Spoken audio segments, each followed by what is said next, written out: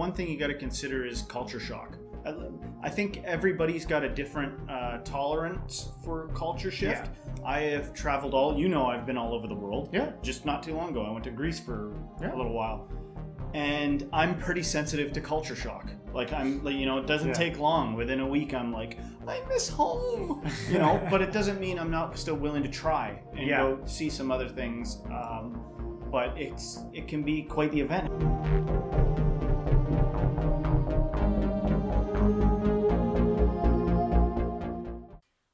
Welcome, modern day mystics, fellow truth seekers, James and Justin, back at it again.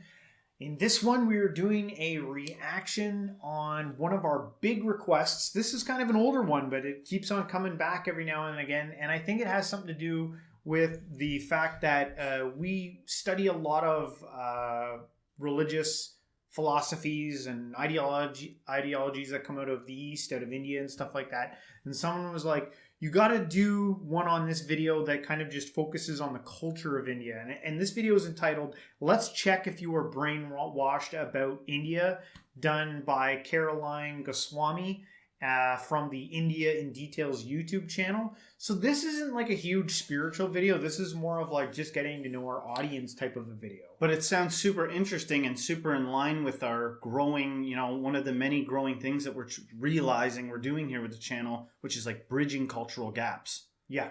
I don't know, man. That sounds so like over the top, douchebaggy of me. But honestly, I think that that's a part of what we're doing here. Yeah. If we're trying to find things that a point to all this. Yeah. I guess we'll just get into this and we'll see what we're doing. Many of you have seen people of Indian origin in your country. How do you perceive them? And how do you perceive India? Many of you think of India as a country of poverty, slums, dirt, rapes, and caste system. And many of you got introduced to India through the famous movie Slumdog Millionaire. And then there are some of you who know India for its Bollywood and yoga. Well, it is not entirely your fault that you think this way, and there is no doubt that India does have its imperfections, but India is definitely not what we are shown in our countries. Like many of you, I was also a victim of the mainstream media in my country until I ended up living in India and started to keenly observe this country. And of course, to understand India and its mechanism, one really needs to have fine-tuned senses. One thing I would just like to say is that we're from Canada, like most of you know now, and it is a very multicultural country. I work with Indian people from India. Yeah. So you find out little tidbits here and there. And, she's probably right that a lot of some of my preconceptions of India come from media and movies and stuff like that. But without ever having actually been to India, what else are you supposed to, it's not like you go up to your coworkers or whatever that are Indian every day and you'd be like, regale me all about that all day long. Yes. So how else would you know? And I'll be honest, like off of some of the first things she said there, like poverty, some things like that. Yeah, those are some ideas in my head of like what I think about India. Some parts, at least. Some of it, yes. I would have caste systems, but I would have. Some of the other places I pick up information about it are make it not seem like that. Make it seem lavish. Yeah, in certain areas, right? Yeah. Like certain areas, yeah. So, all right, we'll keep going. Next time you see Indians in your country, remember that their country is being transformed into something like this. However, you are mostly shown only that. And of course, many of you were never told that for many years, India has been one of the fastest growing major economies of the world. Are you worried that Indians are stealing your jobs in your countries? No, you are not fully informed. Perhaps you do not know that Indians are also providing thousands of jobs in your country, and they are doing it in different parts of the world. There are more than 800 Indian companies in the UK, which employ around 110,000 people. In the USA, Indians-owned firms employ more than 600,000 employees. Have you noticed that when the media in the West talks about rapes in India, they rarely talk about the rape rate statistics, and probably it is because India is nowhere close to the Western countries in Talk about a gear shift. I was like, wait a minute. We were talking about business for like 3 seconds, and then it was like rapes. They're right into that. It took a turn for like some kind of weird political commercial, like, we're not the worst for rapes. Check out South Africa. What's up, South Africa? Stop raping so much. Like, what's going on? Oh God, that's terrible. But what was I going to say? Who suggested this to us? We've had more than one person suggest us to watch this video, right? And they probably just want us to know a little bit more about India. Some of the stuff... And if you're coming from that country, you're going to be proud of your own country, right? You're going to be like, hey, kind of check out who we are. Well, there's one kind of hilarious point. They were like, it's not what you think it is. And the first image was a guy snake charming. I was that's a pretty stereotypical image. But that was what they said. It was like, this is probably what you're used to seeing. That was what it was. So I'm saying. An idiot. I wasn't paying attention. Yeah. Okay, interesting. It's funny. Some people will be like, you are not informed. Check this out. And then I'm quick to be like, whoa, fascinating, interesting. And then there's always somebody right after that being like, you idiot. No, look this up. No, you're wrong again. Look, there's no shortage of that. Yeah. So just whatever you're into, there's someone that can make it seem lame. Whatever dawning awareness you think you have, there is somebody out there that's very skilled that can make you feel like an idiot. It's just one piece of information, one salt grain. You take it, you learn, you grow, and then the next thing comes along and it brings balance to the whole... Because that guy's going to bring balance. The person was like, wait a second. No. It has a way of leveling out. That guy will magically manifest. When you think that there's no other... No, I've got it. There's no other... I figured it out. I guarantee you there's somebody that can pop their head in and be like, you didn't consider this, and give you further information. Yeah. So we're just doing our best. Continue to listen about the rapes. in rape rate. Yes, I'm aware that while talking about rape, one must consider things like underreporting, marital rape, homosexual rape, false filing, law of rape, conviction rates, and many other factors. And that is why I sincerely recommend you to dig a bit deep into this and analyze where your own country stands before you become a victim of the mainstream or fake stream media. By the way, were you also told that the so-called developed countries do not only have a much higher rape rate, but also their citizens travel abroad to rape the citizens of poor countries? Europe, North America, Australia, New Zealand are some of the main sources of international child sex tourists who perform sex crimes in other countries. Were you also told that many Western women travel abroad to enjoy female sex tourism? And it is difficult to believe that the boys who are hired by these rich women are in some cases not underage. What is going on? India has always been a multicultural society, and yes, in one way or another, discrimination may exist in India too. But wait, which country is crime-free? Is your country crime-free? Is there no discrimination in your country? India is a country where its minorities are allowed to thrive and grow in numbers and also in percentage. India is a country where many dharmic traditions like Jainism, Sikhism, Buddhism and Hinduism were born. And the people of India have even accommodated the ideologies and religions that did not originate from their own land.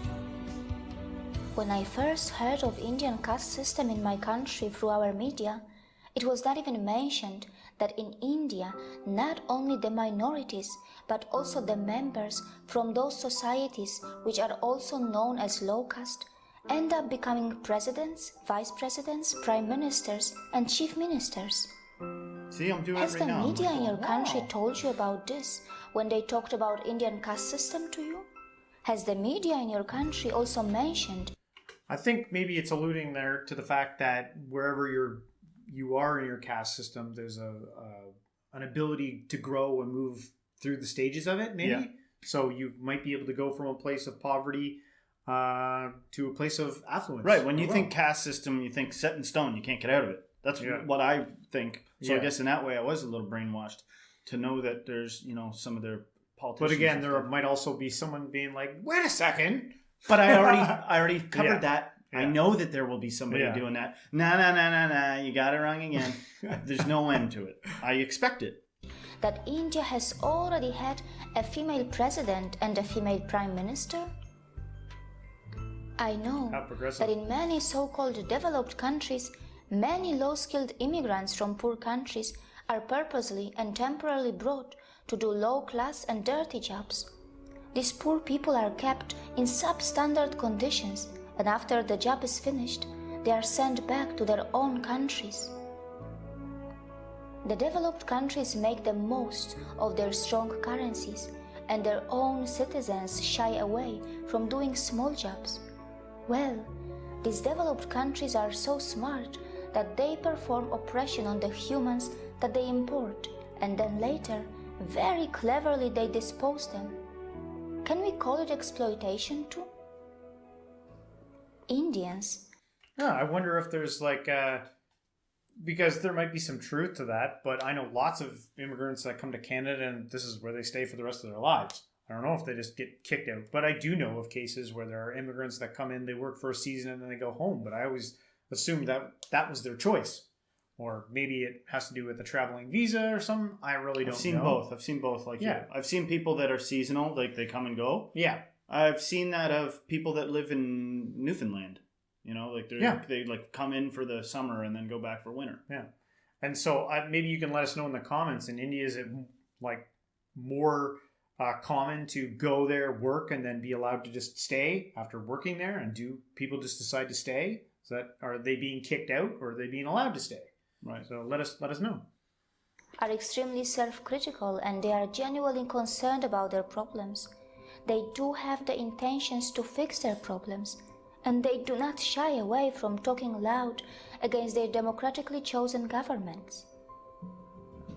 But you must remember that when Indians talk loud about their problems, it does not mean that they want to replace India for anything else. And it must be pointed out that Indian media has not really started ridiculing the Western countries yet, even though many Western countries love to present themselves as some kind of role models. These Western countries continue to forget that they can also easily be ridiculed for their wealth inequality, crimes, intolerance, rapes, poverty, and even hunger. Perhaps Indians are more interested in self-correction than ridiculing others, for sure.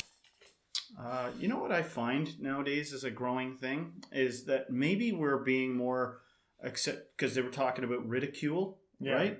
And I find in our kind of where we live sometimes that there's less of a ridicule for somebody that's got like a dramatically different thing. Like if you've got one person in your community that comes out as transgender or something like that, I feel like they would be like accepted around here even. Yeah.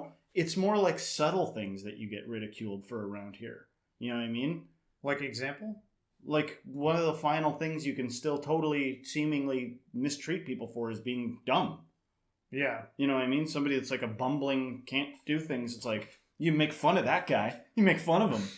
But we've spent so much time covering some of these other things, making sure they're not ridiculable, but there are plenty of things like minorities. You know what I mean? Like people don't talk about a lot of the other things. Yeah. Well, you can have your reputation be destroyed to the point where you can't get a job around somewhere. Yeah. You know what I mean? You've gotten a bad reputation from people that have sought to destroy your whatever. Am I correct here? No. You know what I'm talking about? I hear what you're saying. And I don't know how much of that, goes on in India. I think she's pointing out some good facts, but I don't feel like I personally, I'm sure there are some people who are unaware of what she's getting at. But yeah, I'm under no delusion that, Canada's got its issues and the United States has got some severe issues. It feels like they're in a collapse right now. Whoa. So this video is actually 5 years old. So I think people in the West might be a little bit more aware of some of their problems. Yeah. Than when Right. when this video was actually made. Even 5 years ago. 5 years is a long time. Dramatically different landscape. Yeah. But the States, from a very ignorant place right now, so the States seems to go through some radical phases of economic boom and economic crisis, and it's like, and some of them happen at the same time. It's like you go to one part of the States and it's like thriving and beautiful, and just like not far over, it's a danger zone. It's so poverty stricken. Yeah. What is up with that? Just curious about that. And then I also wanted to correct something I said about like your reputation and different ways that people might choose to ridicule you. That's not, back in the day you couldn't be a different race. You'd be hassled. Yeah. Nowadays we are integrated and everything like that. But I just find that there are still ways in which people choose to like judge each other, and get cliquey and all these different things, that still exists. You can't really control how other people decide your reputation is going to be. That's up to other people. Yeah. And I do think that you can bounce back from almost anything. Yeah. So don't worry about that. But I was just pointing out that we're entering into an interesting time. Like, it seems to be something humans do is judge each other and, come up with, try to figure each other out and, what we like and what we don't like, and then label things. And hopefully realizing some of the limits of that, though, is becoming more apparent to us. I'm very pro, we need to unify. Yeah. I'm pro that. That's I think right. that that's going to be the solution in the end. Sure, Indians know very well selfish. that tragedy is not a competition. Indians are not only providing jobs around the world, they are even feeding many hungry and poor outside India by their philanthropic work through their temples and gurudwaras. And very importantly, they are not expecting anyone to embrace Buddhism, Jainism, Sikhism, or Hinduism. There is no doubt that India does need to improve its modern waste management infrastructure, as many of its streets continue to look dirty, even though an average Indian produces far lesser waste than an average American or European.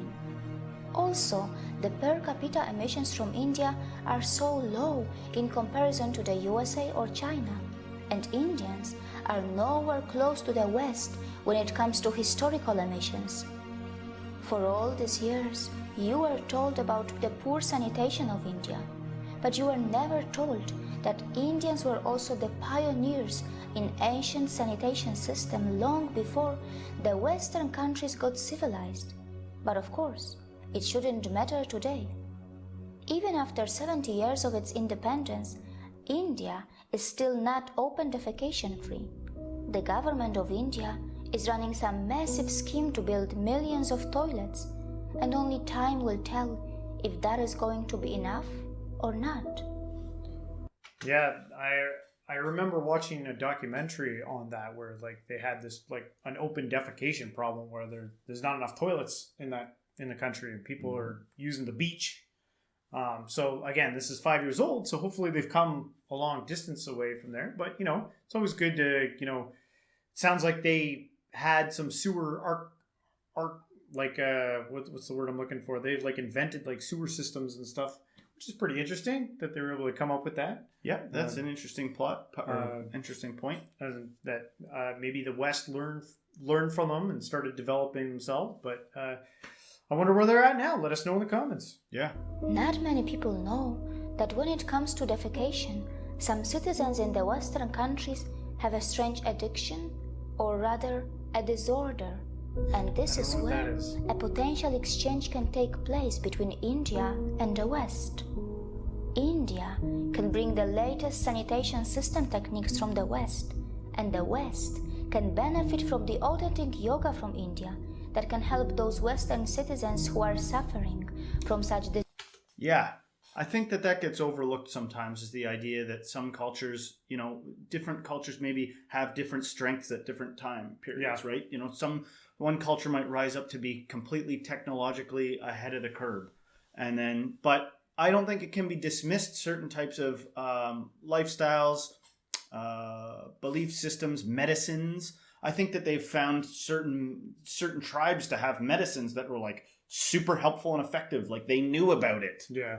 That some other culture didn't know, and it was like, holy crap, these guys have got something very important here. Yeah. And not just like they happen to have a resource stupidly, like they knew how it works. They knew the value of it, and they preserved and protected this thing. Yeah, and it also seemed like she was pointing at the fact that maybe I got this wrong, but it seemed like in the West, she was starting to say that like the sanitary process has almost become like an addiction, like hyper cleaning all the time. Who is like that was what I kind of thought I was getting from that there. Because did she explain what that word? Yeah, she didn't explain it. I looked it up, but I couldn't even find a proper definition for it when I was putting this video together.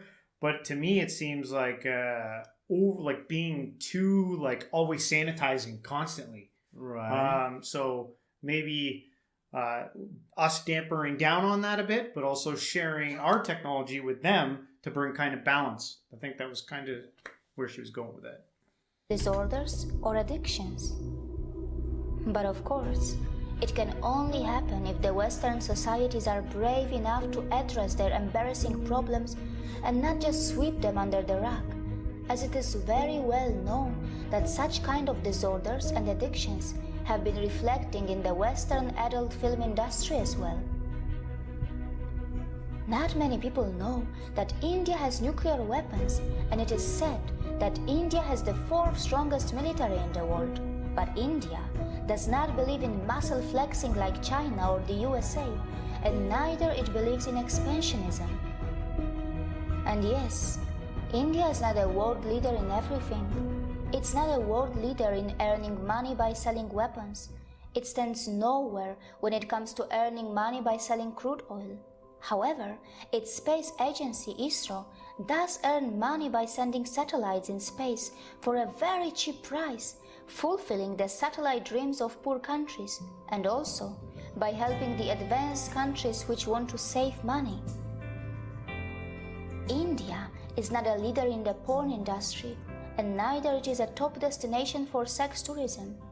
Mostly, Indians are just very simple and kind-hearted people, and only some of them know that their land was the richest in the world for thousands of years, and it was gradually pushed into poverty as it was exploited, looted, and colonized by its invaders and colonizers. And these unfortunate victims who have just tasted their independence after centuries of oppression and atrocities are finally rebuilding their country in an extremely democratic environment that may slow down things a bit for them, but at least their system attempts to involve everyone in the rebuilding of their nation. The good news is that India's rise is unlikely to cause any country a demographic trouble, as India's dharmic institutions are not interested to convert you from your religions. Not just that, we are not really going to face any brown supremacy, even though... I love that. Look at those walls. I love that. Yeah, that looks really cool. That's the stuff I want to, like... I actually want to go to India one day. I would love to go to India and see the temples and see the archaeology, or like... I'm saying the wrong term, not the infrastructure. I'd like to go see the beautiful art and stuff on the walls. I love that. The art style is ridiculously beautiful. There's a lot of beautiful art in Hinduism. I was talking to somebody that I know is a Hindu, and I was like, "Where do you go to worship? Where's there?" And she knows of places. Yeah. So I got to get that information from her. I don't know if you got to go make a visit. I got to ask her some more questions because I don't know what access is like to a couple of heathens. But you know what I mean? Like I'm interested in checking all that stuff out. Yeah. And we actually let us know in the comments if you guys are interested. We want to like document going to see some of this stuff. Yeah. Right? Yeah. That's if you're interested in us doing some live in the field. That's a hope for the future. Stuff. Not just one thing either. Like cathedrals and wherever would be gracious enough to let us check it out. Yeah. That seems cool. Indians themselves come in all skin colors and features. It is also highly unlikely that Indians will hate you, even though many of you may have developed prejudices against them because of the mainstream media houses, which for some special reasons are overplaying and sensationalizing their problems. Indians are gentle, accommodating, compassionate, hospitable, and yes, they do not have a fake smile. Their smiles are still very real. And most importantly, they are forgiving. Look how they even welcome the people from the land of their ex-colonizers in their country, even today. Before you comment on India, remember that the countries which were never colonized will not easily understand what it means to suffer from a post-colonial identity crisis. India may have its imperfections, and in this process of rebuilding, it will make its share of mistakes, and it will learn from them. Perhaps we also need to learn how to build a relation with Indians on equal terms, with mutual respect, without feeling superior or inferior, while focusing a bit more on ourselves to address our own embarrassing problems. See you again. You know, we're getting real close to a time where, like, I was like looking at her, I'm like, is that, you could make an AI video. Oh yeah, You know what I mean? Like, yeah, I'm like, yeah. she could be like an AI. I've already seen them. I've like played with it myself. I've already done it. Yeah, it's like you can do some wild stuff. Yeah, like it looks real, but Yeah. I don't know. That's probably a real person. But I'm saying we're getting close where you're not going to be. Yeah. You're not going to be able to tell. Yeah. But that was an interesting video on India. Look, man, India looks like a great place to go visit. I've already said I want to go. There's beauty. I will admit, though, I have a little bit of like, I could sense a bit of like a bias in some of that. But maybe it was just, you know, being pride about your country and all that. And there's nothing wrong with that. Whatever. You know what? One thing you got to consider is culture shock. I think everybody's got a different tolerance for culture shift. Yeah. I have traveled I've been all over the world. Yeah. Just not too long ago. I went to Greece for Yeah. a little while. And I'm pretty sensitive to culture shock. Like, it doesn't Yeah. take long. Within a week, I'm like, I miss home, but it doesn't mean I'm not still willing to try and Yeah. go see some other things. But it can be quite the event. How far away is that, man? You got to deal with jet lag and everything too. Oh, yeah. There's a lot of that culture in our friggin' country is what I'm saying. Yeah. We Oh, live in yeah. Canada. We're pretty multicultural. Oh, yeah. We can go, if we're allowed and we're not being ignorant assholes invading, somebody else's space, if they let us, I think that we could already find some of that culture here. Yeah. And then maybe one day, make the long voyage. That's to some right. of the other parts One of the these world. days. But yeah, no, great, good video. Learned a lot there about India. Seems like an interesting place that one day we might get to go see. But let us know what we maybe missed inside of that video. If there's anything else you'd like to let us know about India, we're open to learn more new things. So if you did like this video, hit the like, subscribe, share this with a friend, and everybody until next time, stay spiritual.